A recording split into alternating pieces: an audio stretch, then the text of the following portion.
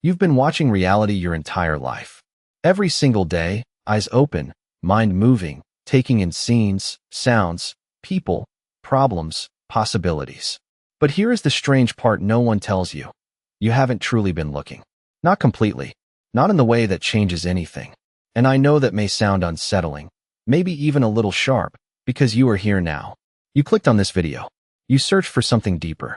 You've read the books, listened to the teachers, sat through the meditations, explored consciousness, explored quantum ideas, explored all of it.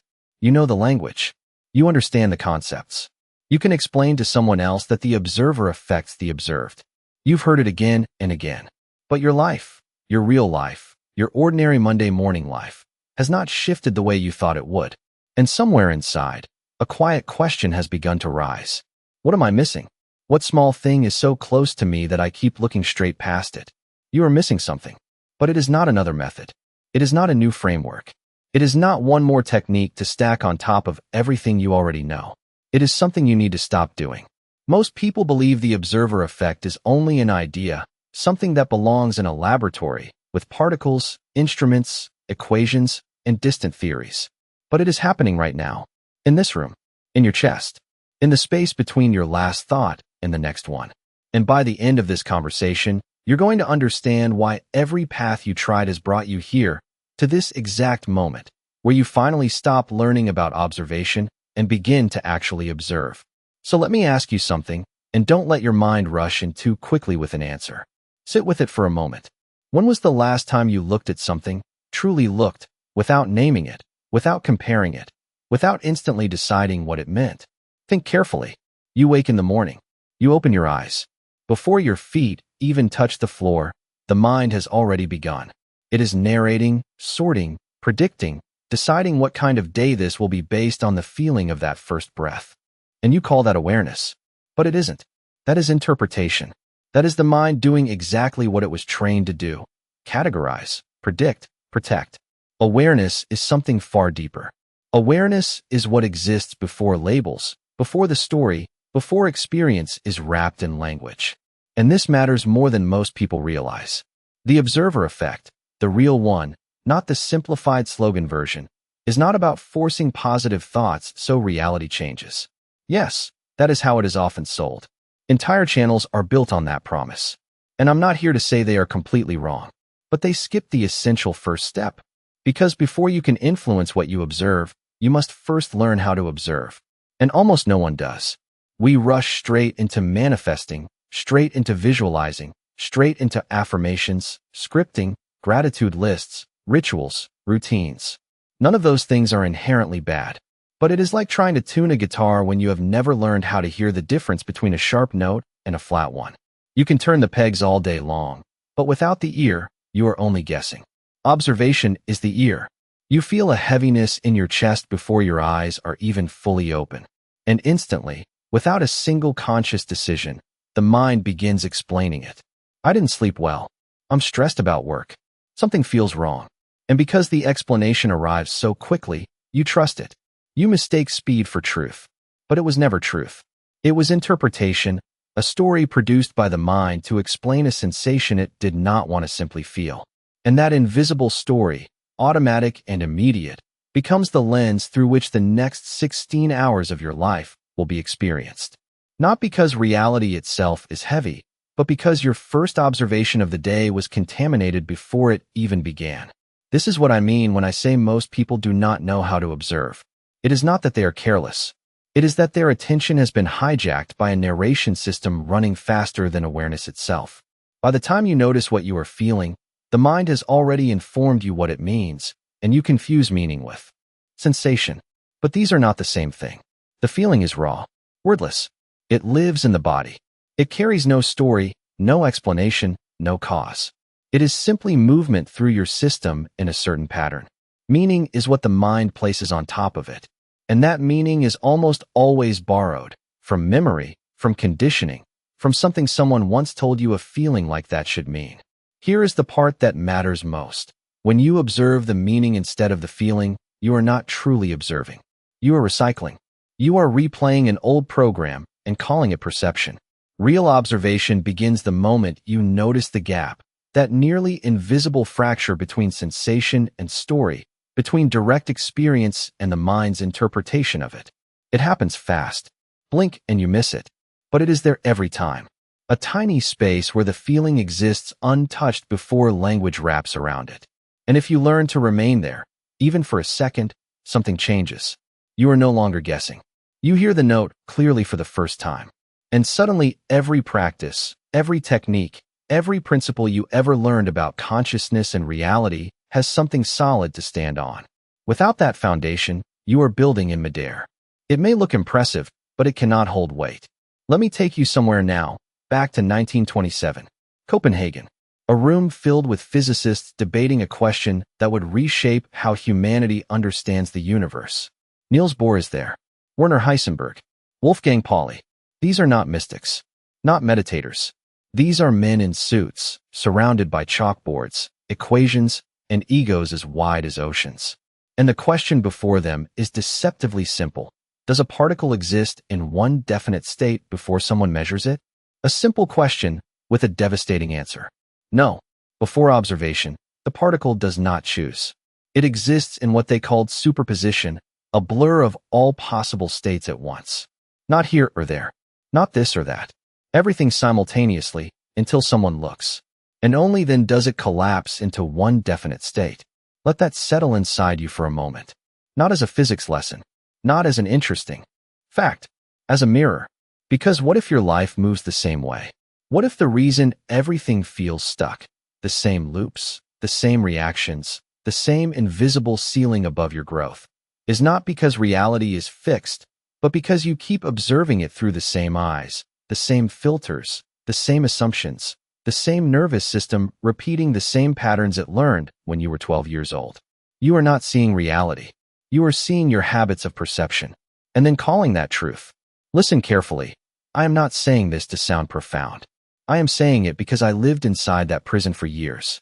I was the one with every book on the shelf, every course downloaded, every concept arranged neatly in my mind like some spiritual blueprint. And still nothing changed. The same heaviness remained. The same loops. The same distance between what I knew and what I actually experienced. And then someone said something to me I have never forgotten. They said, "You do not have a knowledge problem. You have an attention problem." And I wanted to resist that. I really did. Because attention sounded too small, too simple, too ordinary. I was searching for the grand revelation, the missing key, the hidden principle no one had told me yet. But that was the hidden principle. All the wisdom in the world becomes useless when your attention is fractured. If your ability to simply notice, without reacting, without interpreting, without running, is weak, then even the deepest truths cannot take root. And mine was weak, painfully weak, not because I was broken, not because I lacked discipline, but because no one had ever shown me the difference between thinking about something and actually observing it. Those are two entirely different movements. Thinking is the mind in motion, fast, associative, leaping from one thing to the next. And most people live there. Most people spend their whole lives inside that current of thought, believing they are steering it, when in reality they are being carried by it. Observation is the opposite. It is still. It does not chase the object. It allows the object to arrive. It does not grasp. It receives. And when you begin practicing that, even in the smallest, most ordinary moments, something starts to shift. Not overnight, not dramatically, but subtly, deeply, unmistakably. The things that once triggered you no longer strike with the same force. The stories you once told yourself begin to sound less convincing. The patterns that felt like prison walls begin to reveal themselves as habits. And habits, once clearly seen, begin losing their power. That is the observer effect in lived form. Not in a laboratory, not in a book, in your nervous system, in your kitchen, in the middle of a conversation with the one person who knows exactly how to press your buttons. That is where the real experiment begins. And most people never arrive there because they remain hypnotized by theory. So let me ask you again, and this time do not answer with the mind. When was the last time you truly observed something without your story standing in front of it? If you cannot remember, that is not failure. That is the doorway. There is a word thrown around constantly in these spaces: consciousness. Most people nod when they hear it, as if its meaning were settled. But if I asked you right now, not to define it, not to quote someone else, but to point directly to it. Could you? Could you point to your consciousness the way you point to your hand? Most people cannot. And that is not a flaw. It is the beginning of something profound. Because the moment you realize you cannot locate it, another realization appears. You have been using a tool your entire life that you have never actually examined. Think about that. You have used consciousness to perceive, to choose, to feel, to remember, and never once turned it around to look at itself. It is like driving a car for 50 years and never opening the hood. And the reason this matters, the reason I am staying here instead of rushing into techniques and methods, is because the observer effect is not something you perform. It is something you become. And you cannot become it if you do not understand the instrument through which it moves. So let us slow down. Let us look beneath the surface. Your brain processes roughly 11 million bits of sensory information every single second. 11 million. Signals from the skin, the eyes, the ears, the temperature of the room, the pressure of your feet against the floor, the faint electrical hum inside the walls. 11 million bits each second. And how many of those reach conscious awareness? About 50. 50. Which means that right now, while you listen to this, your body is receiving an ocean of information that your conscious mind is almost entirely ignoring. Not because it lacks value, but because the brain has already decided, through years of conditioning, what deserves your attention and what does not. And many of those decisions were made before you were old enough to question them. Some were shaped by your parents, some by culture, many by trauma. And now, years later, you move through life wearing a perceptual filter installed by people and events that may no longer exist in your present world. And you call that reality. But it is not reality. It is a curated version, a narrow highlight reel of the full spectrum, replaying again and again. And here is where it becomes truly fascinating. When quantum physicists speak about the observer collapsing the wave function, they are describing something that mirrors what is happening inside your own brain. The wave function represents possibility, every potential outcome layered together, existing simultaneously. Observation collapses those possibilities into one chosen result. Now replace the wave function with your day. Replace observation with the filter through which you meet the world. Every morning you wake into a field of possibility. But before your first cup of coffee is finished, your filter has already collapsed it. It has already decided what is possible and what is not. What you will notice and what you will overlook. What you will feel and what you will suppress. And it does this automatically, unconsciously, before you even realize it is happening. That is not observation. That is automation. And automation is the enemy of change. Let me say that another way, because this matters deeply. You cannot transform what you only perceive on autopilot. You can only repeat it. Real change, the kind that restructures experience from the inside out, requires a different quality of attention, a quality almost no one has cultivated, because almost no one was told it exists. And no, I am not speaking of mindfulness in the common sense. Not the 10 minutes of watching your breath so you can feel calm version. I am speaking of something rawer, more alive, more uncomfortable, more honest.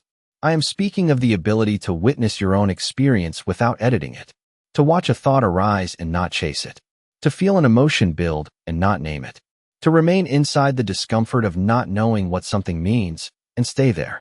That is observation. And the moment you begin to truly do it, not talk about it, not admire the idea of it, but do it, you discover something that rearranges everything. You realize that you are not your thoughts. I know those words have been repeated 1,000 times. They have become almost decorative, something printed on posters and repeated so often they no longer land. But hearing them and living them are two entirely different universes. When you hear them, you nod politely. When you experience them, the floor shifts beneath your feet. Because if you are not your thoughts, then who is watching them? That question, simple on the surface and impossible underneath, is the doorway. And most people spend their entire spiritual path standing outside that doorway, reading books about what lies beyond it, collecting descriptions from those who claim they entered, debating whose map is correct, arguing over language, and never once touching the handle. Let me be honest about why people do not open it. It is not laziness. It is not weakness. It is not a lack of courage. It is something quieter, more hidden. It is comfort, not the comfort of a warm bed on a cold morning. A deeper comfort, the comfort of knowing who you are, The comfort of having a story, even a painful one, that explains your place, gives structure, gives shape, tells you where you stand. Because no one warns you what happens when observation becomes real. When you truly begin separating from thought and watching it move without following it, you lose something. You lose the certainty of being the person you believed yourself to be. Not forever, not in some dangerous dramatic way, but in that moment of genuine seeing, the solid identity you carried your whole life begins to soften. The edges blur. The boundaries between me and everything else grow less rigid. And for the mind, that feels terrifying. Because the mind's first job, above all others, is to maintain a coherent self. That is what it does. That is what the default mode network is built for. It takes the chaos of raw experience and organizes it into a narrative called me, my past, my preferences, my wounds, my fears, my identity. So when observation begins dissolving that narrative, even slightly, the mind resists hard. It creates distraction. It manufactures doubt. It suddenly reminds you of an urgent email, a task, a message, something you need to check right now. It whispers that this is pointless. It tells you are wasting time. It can even generate anxiety from nothing, simply to drag your attention back into the story. And most people obey, not because they are weak, but because the pull is that strong. Because identity, even when limited, painful, exhausting, still feels safer than open space. This is the threshold. This is the door most people never cross. And what waits on the other side is not emptiness. It is not ego death. It is not some terrifying void where you disappear and never return. What waits there is space. Room to breathe. Room to see. Room for a new possibility to exist before the old story swallows it whole. But to enter, you must be willing to tolerate the discomfort of transition. Those few seconds, sometimes minutes, when the mind screams that something is wrong because it cannot find you in the usual place. Yet you are still there. You are simply no longer where the mind expects you to be. You are behind it, watching it search, watching it panic, watching it rush to rebuild the story as fast as it can. And if you can stay there, if you can witness the mind's desperate attempt to reconstruct the narrative without being pulled back inside it, something clicks. Not in the head, in the whole system. You realize the narrative was never you. It was a construction. Useful. Once. Necessary for a time. But never your essence. And in that realization, not as theory, but as felt recognition, as a full-body knowing, the grip loosens. Not all at once, but enough. Enough to let something new enter. Enough to shift the angle of perception by 1 or 2 degrees. And 1 or 2 degrees, over time, changes everything. That is what stands behind the door. Not fireworks. Not dramatic revelation. A quiet change in angle that reorganizes the entire landscape. The observer effect is not about knowing that observation changes reality. It is about building the capacity to observe in a way that actually does. And that capacity begins with one thing: stillness. Not the kind where the body is frozen while the mind races in circles. Not forced stillness. Not performative stillness for an image. The kind where something inside you stops reaching, stops grasping, stops trying to solve the moment. The kind where you allow the world to come to you instead of chasing it. And I will be honest, this terrifies many people. Because we built identity around doing, around knowing, around being the one with the answer. Stillness asks you to set all of that down. Not forever, just long enough to see what lies underneath. And underneath is the observer. Not a concept, not a metaphor, not a theory. The living awareness that has been looking through your eyes since the day you were born. The presence that was there before your name, before your story, before everything you think you are. It has been here the whole time. Quiet, patient, waiting for you to stop talking long enough to notice it. And when you finally do, you don't just see reality differently. You realize you've been constructing a version of reality that was never the whole picture. And that is not failure. That is awakening. But not the dramatic kind people imagine. It happens quietly in the kitchen, in the shower, in the middle of an ordinary afternoon, when something suddenly looks different and you can't explain why. That is the collapse happening in real time. Not because you forced it, but because for one brief moment you stopped filtering and allowed yourself to actually see. Let me tell you something. That happened to me years ago. I'm not sharing this to impress you or to build credibility. I'm sharing it because it cracked something open in me that never fully closed again. I was sitting in a plain room. White walls. A window. Dust floating through a shaft of light. I had been moving through a difficult season, the kind where nothing is obviously wrong, yet everything feels heavy. Like walking through water. Every task delayed. Every movement slowed. Life felt like it had a half-second lag, and I could not sync with it.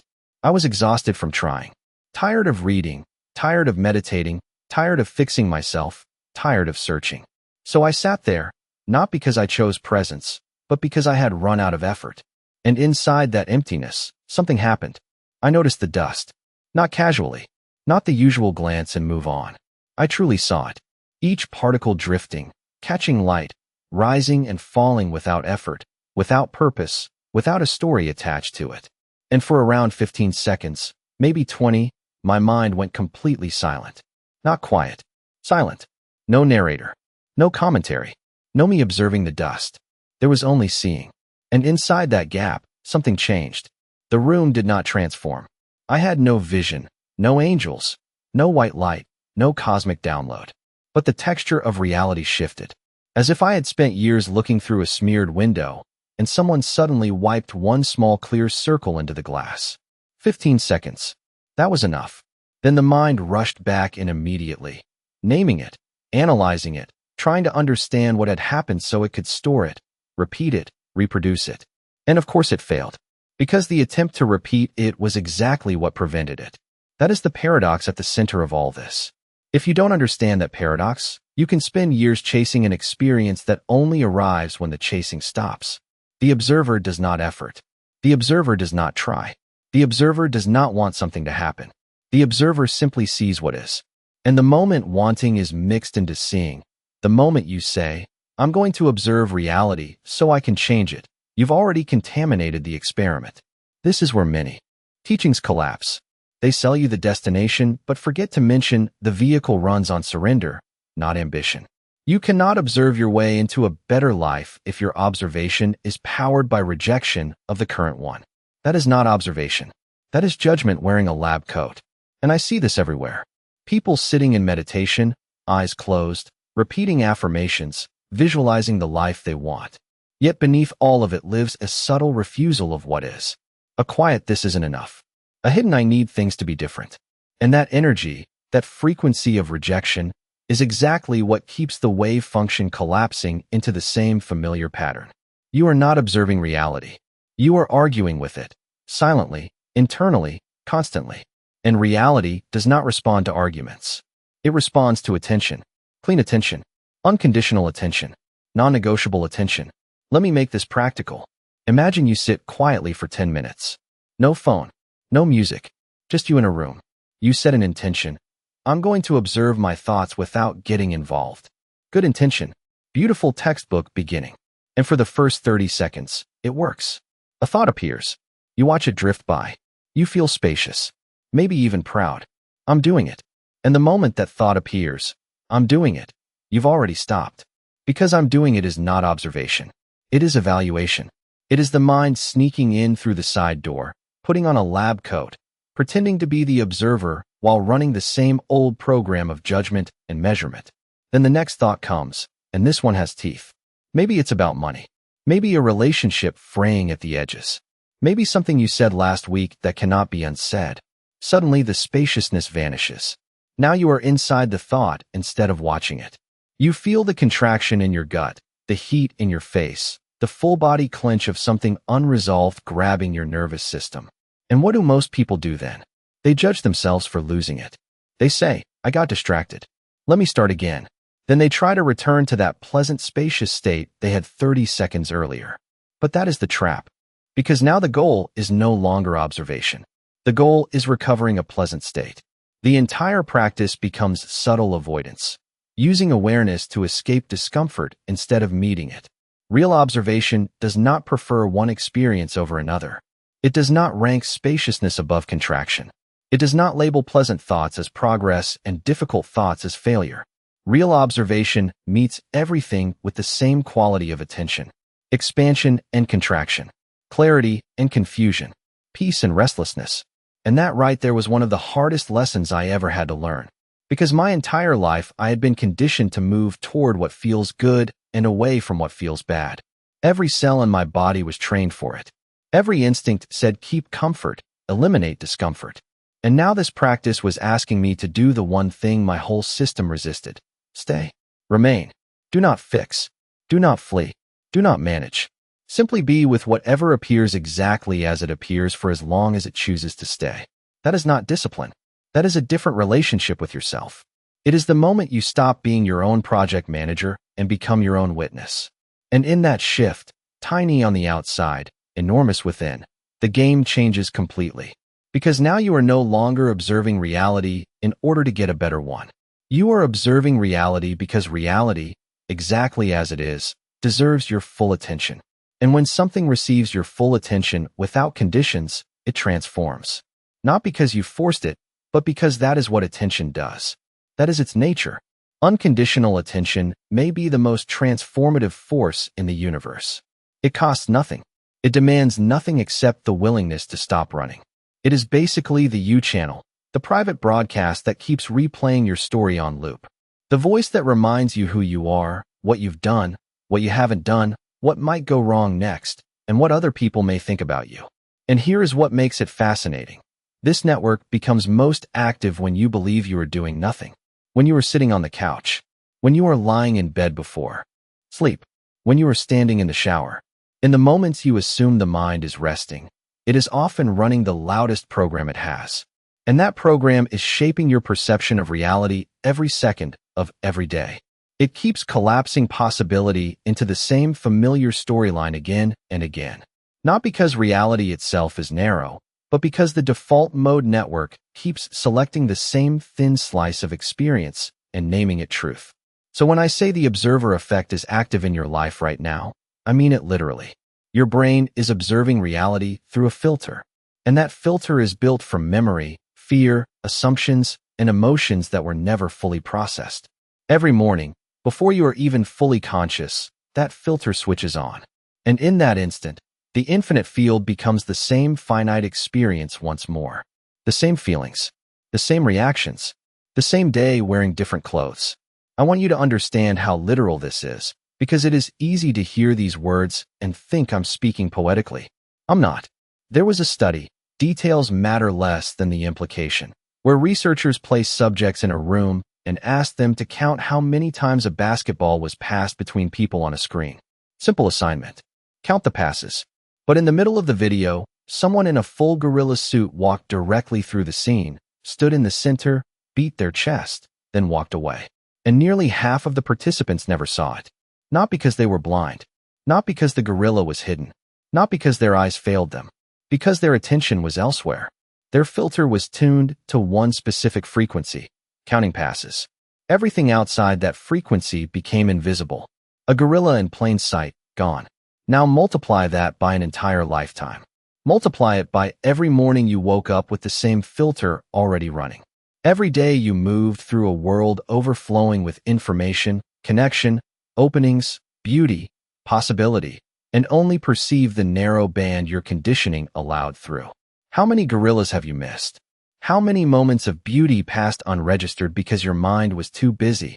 Counting passes? How many people reached for you, but could not break through the frequency you were locked into? How many doors did you walk past? Doors standing wide open, because your filter had already decided they did not exist. This is not guilt. I am not trying to convince you that you wasted time. You didn't. Every filtered moment led you here, to this conversation, to this question. But I want you to feel the weight of this, not as an idea, but in your body. The filter is not a small distortion. It is not some minor glitch. It is the lens through which you built your entire experience of being alive. It was installed without your consent, reinforced without your awareness, and it operates every day without asking permission. You have been so close to it, so fused with it, that you could not see it, like a fish trying to notice water, like an eye trying to see itself without a mirror. That is why this work feels difficult. Not because the practice is complicated, but because the thing you are trying to see is the thing you are seeing with. You cannot observe the filter through the filter. You must find a way to step behind it, to create just enough distance between awareness and conditioning to notice the difference. And that distance, that tiny, nearly invisible gap between raw awareness and conditioned perception, is the most important space in your inner world. That is where freedom lives.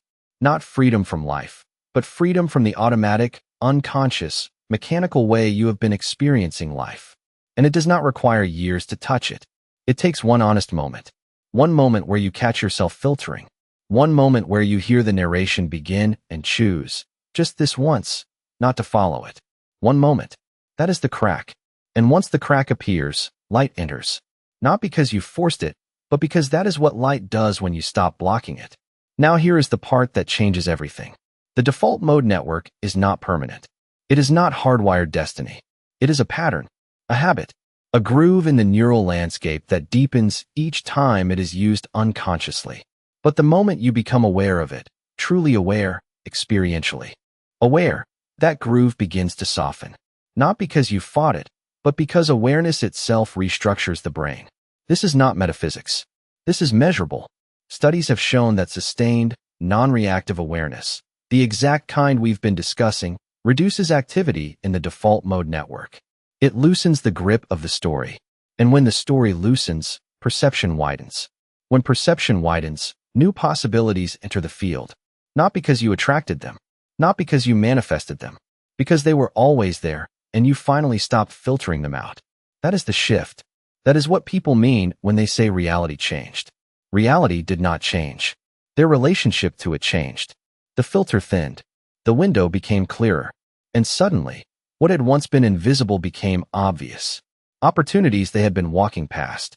Connections they were too distracted to notice. Solutions sitting in plain sight, hidden only by the noise of their own narration. This is not magic. This is what happens when a human being learns to step out of their own way. And the tool for stepping out of your own way is not effort. It is not discipline. It is not willpower. It is attention. Clean, quiet, steady attention. The kind that does not flinch when discomfort appears. The kind that does not rush for explanation. The kind that can sit inside the unknown without panic. That kind of attention is rare. And it may be the most powerful force available to you. Not because it does something to reality, but because it allows reality to do something to you. Here is the most practical thing I can offer you. Think about the last time you tried to fall asleep, really tried. You closed your eyes. You ordered your body to relax. You counted breaths. You followed every rule. Yet the harder you pushed, the more awake you became. Sleep does not arrive through effort. It arrives through release, through letting go of the need to sleep. And then, somewhere along the way, without noticing the exact second, the transition happens. You do not create it. It happens to you. Observation works the same way. You do not perform observation. You allow it. You create the right conditions, then you step aside. And the condition is far simpler than most people expect. It is not a special posture. It is not a rare brainwave frequency. It is honesty. Radical honesty. Uncomfortable honesty. No escape honesty about what is truly happening inside you right now. Not what you want to be happening. Not what you think should be happening. Not the elevated, spiritually polished version of your inner life you have been rehearsing for years. What is actually here right now, in your body, in your chest, behind your eyes. And for most people, what is actually here is noise. A low, constant static made of unfinished thoughts, unnamed emotions, half-buried fears, and a tiredness no amount of sleep seems able to repair. That is not a problem to solve. That is the material.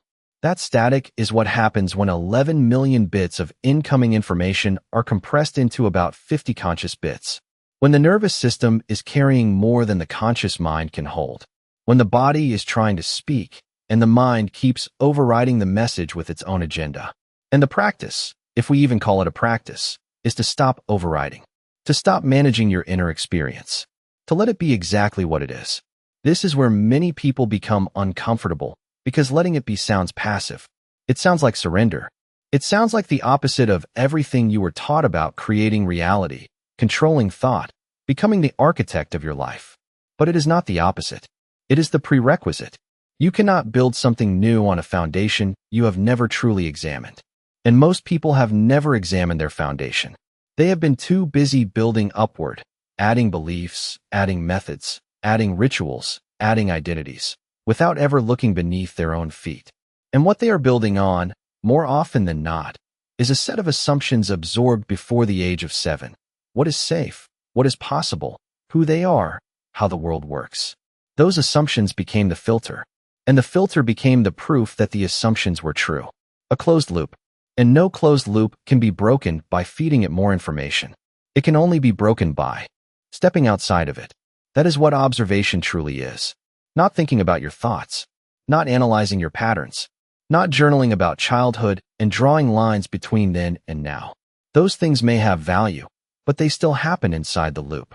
They use the same mind that created the pattern to explain the pattern, and the mind is persuasive. It can create elegant maps of its own dysfunction, detailed, intelligent, psychologically sophisticated maps. You can spend decades studying the map, but the map is not the territory. Observation begins when you put the map down and look directly at the ground beneath your feet. And what you see there will not match the map. That is the point. That is the disruption. That is the moment the old collapse pattern, the habitual narrowing of perception into the same familiar shape, starts to break apart.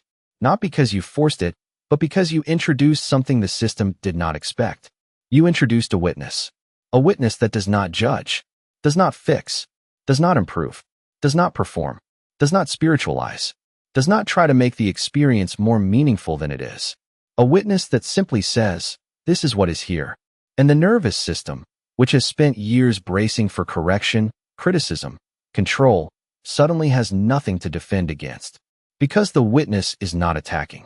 It is not even asking for change. It is only looking. And in that looking, something extraordinary begins. The system starts reorganizing on its own. Not because you commanded it, but because that is what living systems do when they are observed without interference. This is not merely spiritual language. This is systems theory, cybernetics, biology. When a system is observed without control, it self-corrects. It searches for balance. It moves toward coherence naturally, organically, without force. Your body knows how to heal a cut without your supervision. Your lungs know how to breathe without management. Your heart has been beating for decades without instruction. And your deeper awareness, the consciousness beneath the noise, also knows how to reorganize perception. It knows how to widen the filter. It knows how to reveal what you have been missing, but only when you stop telling it what to look for. There is the paradox again, the center of everything we are speaking about. You must want change deeply enough to seek it. And then, in the moment of observation, you must release the wanting completely so change can happen. Not forever, just for that moment. Just in that quiet space where you sit with what is and loosen your grip on what should be. And in that space, unglamorous, silent, often uncomfortable, reality does not merely change. It reveals itself, as if it had been waiting all along for you to stop performing long enough to finally see what was always there. I want to bring in one more layer, something rarely discussed, and it explains why many people understand all of this intellectually, yet still never experience the shift. It is the body, not the mind, not consciousness, not the quantum field, wave functions, or neural networks. The body. You hear everything I've been saying. You understand it intellectually. Something inside you recognizes that it carries truth. So you try to do it. You try to observe, to witness, to let go, to stop filtering. And within 4 seconds, your body pulls you back, not your thoughts, your body. A tightness gathers in your chest. A knot forms in your stomach. Restlessness rises through your legs. A sudden urge appears to check your phone, get a glass of water, scratch your arm, shift your posture, do anything except remain here in this exact moment. Most people call that distraction. They call it lack of discipline. They think they are failing, but they are not failing. They are touching something real. They are colliding with the body's stored memory of every moment they were never allowed to simply observe. Every time you were told to stop staring. Every time you were punished for being too quiet, too still, too lost in your own world. Every time your natural wonder was interrupted by someone else's urgency. Every time your nervous system learned that stillness was not safe, that acceptance came through doing, producing, responding, performing. All of that was stored, not in the mind, but in tissue, in fascia, in breath patterns, in the way you clench your jaw when no one is watching.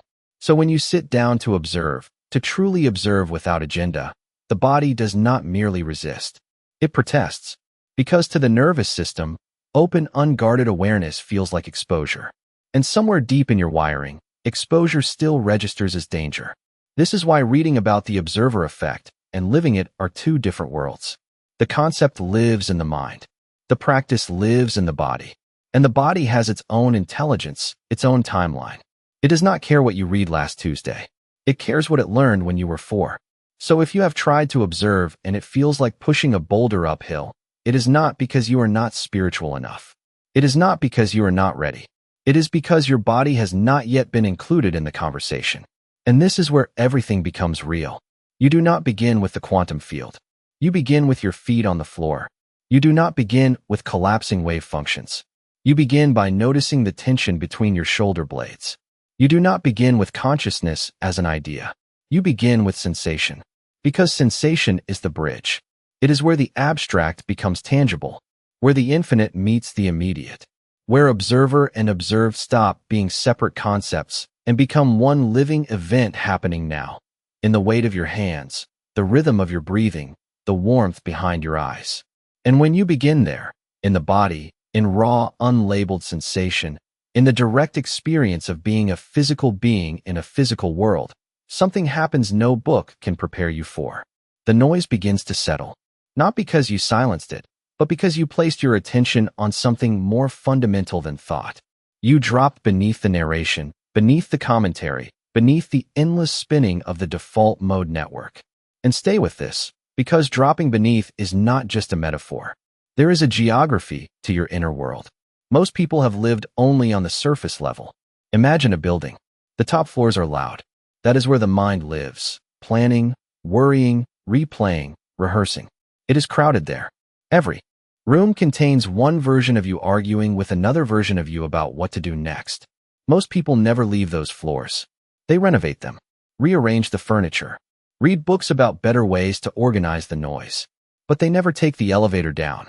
Beneath the mind is the emotional layer. Quieter, but heavier. That is where old grief waits. Unnamed anger. Longing with no clear object. Sadness that arrives on a Sunday afternoon for no reason and disappears before you can understand it. Most people visit this floor accidentally. A song triggers them. A memory opens. A certain look on someone's face drops them there for a moment. Then the mind rushes in and drags them back upstairs. You're fine. Don't go there. Think about something else. And below emotion is the body. Pure sensation, not feeling in the emotional sense, but pressure, temperature, vibration, rhythm, the raw wordless data of being alive in form. And below, even that is the observer. Not another floor, more like the foundation. The whole building rests on ground that existed before the building was ever built. Quiet, unmoving, untouched by whatever chaos happens on the floors above.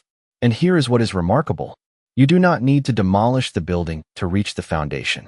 You do not need to silence the mind, heal every emotion, or transcend the body. You only need to know the elevator exists. And the button that takes you down is sensation. Physical, present moment sensation in the body. Not visualization. Not imagination. Not anticipation of sensation. The real-time feeling of being here now. The weight of your tongue in your mouth. The pulse in your fingertips. The subtle expansion and contraction of your ribs with each breath. These are not distractions from practice. They are the practice. Because sensation does not lie. Thoughts lie constantly. They speculate. They project. They fabricate entire realities that do not exist. Emotions can mislead. They amplify. They distort. They borrow old energy from the past and throw it onto the present. But sensation is incorruptibly honest. It reports only what is happening now, not what happened then. And when you anchor attention in sensation, you bypass the whole narration system. You do not need to fight the mind. You do not need to overpower it. You simply place attention on something the mind cannot narrate fast enough to control. The mind can spin a story about your emotions in half a second, but it cannot comment fast enough on the feeling of your heartbeat. It cannot stay ahead of the sensation of air entering your nostrils. By the time it tries, the sensation has already moved into the next moment. And in that gap, where the mind falls slightly behind the body's real-time experience, you land, not on another floor, but on the ground itself. From there, you do not merely observe differently. You observe from an entirely different place. Somewhere older, quieter, more real. And from that place, observation happens naturally. You do not need to try. You do not need to remember a technique. You do not need to perform awareness. You simply notice the light in the room, the texture of the air, the sound beneath sounds, the space between objects you never noticed before. And in that innocent, unhurried noticing, the filter begins to thin. Not dramatically, not all at once, but enough. Enough for something new to enter. Enough for a possibility that was outside your field yesterday to become visible today. And you will not be able to explain it. Someone will ask what changed, and you will struggle for words because nothing outside changed. The circumstances are the same. The people are the same. The job, the house, the routine, all the same. But you are not seeing them the same way. And that is everything. That is what those physicists in Copenhagen were pointing toward without realizing how personal it was. The world does not change because you observe it differently. Your experience of the world changes. And your experience is the only world you have ever known. There is no objective reality waiting outside perception to be handed to you. There is only this moment, this sensation, this breath filtered through the quality of your attention. Change the quality of attention, and you change the only reality available to you. But no one tells you this change is not linear. It does not move in a straight line from less aware to more aware. It moves in spirals. Some days the filter is thin and everything feels vivid, connected, alive. Some days it thickens again and it feels like you are back where you started. You are not back where you started. You are simply on another turn of the spiral. It only looks familiar from the inside. And the temptation, the one I fell for many times, is to judge the thick days, to call them failure, to think something was lost. But nothing was lost. Those thick days are part of the process. They are the body integrating, the nervous system recalibrating, old patterns making one final bid for relevance before they dissolve. And if you can observe even that, the thickness, the contraction, the feeling of moving backward, without turning it into a story about your progress, then you are no longer practicing observation. You are living it. That is something the mind may never fully understand. But the body will. The body already knows. It always has. You only need to become still long enough to let it speak. So where does that leave you? Right now, today? Not in some idealized future where you have perfected your practice, transcended your patterns, and arrived at some elevated plane of awareness. Right now, with your current life, your current mind, your current body carrying all its stored tension and unfinished business. Where do you actually begin? And I want to move carefully here, because the last thing I want to do is hand you another technique to stack onto the pile. Another thing to try. Another item on the spiritual to-do list that makes you feel productive for a week, then fades quietly into the background like everything else.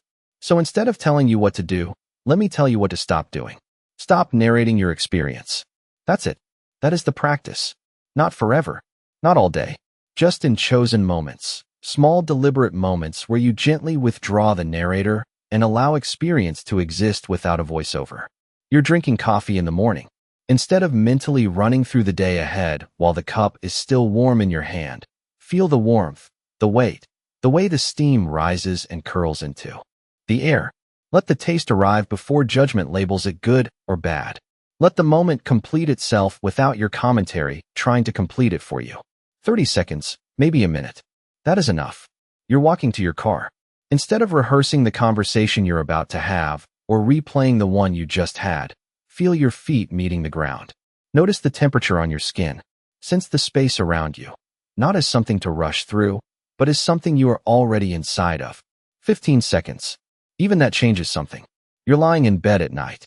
Instead of letting the mind unspool its endless inventory of worries, regrets, calculations, plans, feel the weight of your body sinking into the mattress.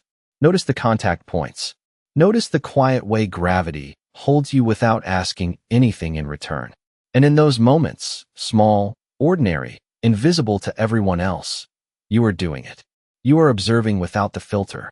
You are collapsing the wave function consciously instead of automatically. Not with force, not with ambition, not with obsession over the life you're trying to manifest. With attention, quiet, warm, ordinary attention. And over time, not on a schedule, not on a timeline the mind can predict, those moments begin to connect. The gaps between the narration grow wider. The silence beneath it starts to feel louder. And then you begin noticing things you cannot fully explain. A decision that seems to make itself. a situation that resolves without your interference, a person who arrives at exactly the right moment, a feeling of alignment that has nothing to do with your plans, and your mind will rush to explain it. Let it. That's fine. Let it try. But somewhere deeper than explanation, you will know something shifted because you stopped forcing and started noticing. That is the observer effect, not as theory, but as a Tuesday morning. And listen, if you stayed with me this far, I want to pause for a moment. If you're still here, still listening, still willing to sit with something this subtle, it tells me something about you. It tells me you are not searching for shortcuts. You are not looking for someone to hand you a cheat code. You are looking for something real. And that matters more than you probably give yourself credit for. So if this conversation has touched something in you, I want to invite you to subscribe to this channel and come back here each day. Not because I have all the answers, but because this is a space where we choose depth over width, where we slow down instead of speeding up, where the goal is not to impress you, but to sit beside you in the questions that actually matter. Hit subscribe. Stay close, because I want to take you one step further now, toward the layer beneath everything we've discussed. We've talked about the filter, the narration, the body, the nervous system, the default mode network, the collapse of possibility into pattern. But beneath all of that is something most people sense and rarely know how to name. It is this: the observer is not a skill you develop. It is not a muscle you train. It is not something you become through repetition, discipline, or effort stacked over time. The observer is what you already are before the name, before the story, before identity, before the roles, the relationships, the resume, the failures, the victories. Before all of that, something in you was already aware. Something was already watching. Not with eyes, not with thought, with a kind of knowing that needs no language, no proof, no validation from anyone outside itself. And that presence did not learn how to observe. It did not study techniques. It does not improve when you work harder or weaken when you neglect it. It is constant, untouched, unmoved by circumstance. The only thing that changes is how much of your attention is available to recognize it. And that is what this entire conversation has really been about. Not building something new, not acquiring some higher faculty, but clearing enough noise to notice what has been here the whole time. The observer is not standing outside your life watching it happen. The observer is your life before the filter reduces it, before the story shrinks it into something smaller than it is. And every moment you rest in that recognition, even for half a second, something rewrites itself, not merely in the mind, but in your field, in the subtle way reality organizes around the quality of your attention. Not because you are special, not because you unlocked hidden powers, but because you stopped blocking what was always trying to move through you. So here we are, at the end of something, or maybe at the beginning. It depends entirely on how you look at it. And isn't that the whole point? Everything we have explored, the filter, the narration, the body, the nervous system, the wave function collapsing into the same familiar shape each morning, it all returns to one thing: how you look. Not what you look at, not what you know about what you look at, not what you believe, hope, or affirm about what you look at. How? The quality, the texture, the temperature of your attention. And I know that sounds almost too simple after nearly an hour of ideas, layers, stories, and frameworks. It all comes back to something a child could understand. Maybe because a child already does. Watch a small child closely before the world teaches them to narrate, categorize, perform understanding. Watch how they look at a puddle, an insect, a crack in the sidewalk. They do not observe in order to gain something. They do not look to prove a theory or manifest an outcome. They simply look with their whole being, fully absorbed, fully available. And in that looking, there is no distance between the one who sees and the thing being seen.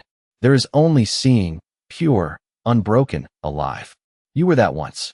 Before you were taught to label everything.